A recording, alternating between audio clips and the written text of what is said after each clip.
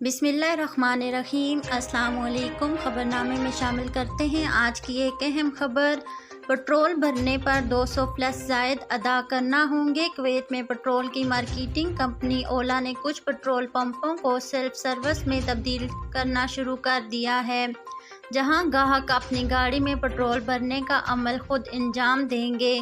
Board के chairman Abdul Hasan अल सुल्तान ने रोज़नामा राय को इंकशाफ किया है कि ओला पेट्रोल पंपों पर सेल्फ सर्विस को शुरू किया गया है, जहां इन पेट्रोल पंपों ने पहले से फराहम करदा सर्विस को मनसूख नहीं किया है, जिससे ये जाहिर होता है कि सारफ को ये हक हासिल है कि वो इसका इंतखाब करे या ना करे।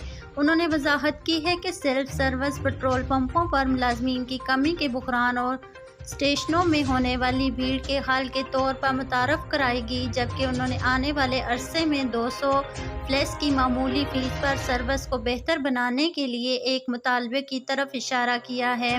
उन्होंने निशानदेही की है कि सेल्फ सर्विस स्टेशनों में स्मार्ट सर्विस की मौजूदगी को भी नहीं रोकेगी और ये कि बूढ़ों या खसूसी ज़रूरियात के हामिल अफराद के साथ साथ ख़वातीन को भी इनकी कारों के लिए कंपनी के फ्राहम करदा खसूसी स्टिकर्स के ज़रिए छूट दी जाएगी।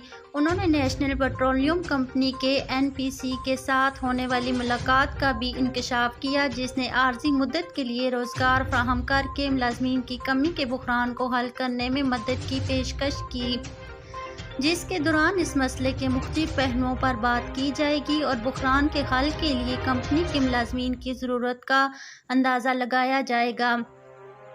अब तक के लिए इतना ही। मज़ीद खबरों के लिए देखते रहिए कुवैत न्यूज़ सेंटर। मुझे दीजिए इजाज़त। अल्लाह हाफिज़।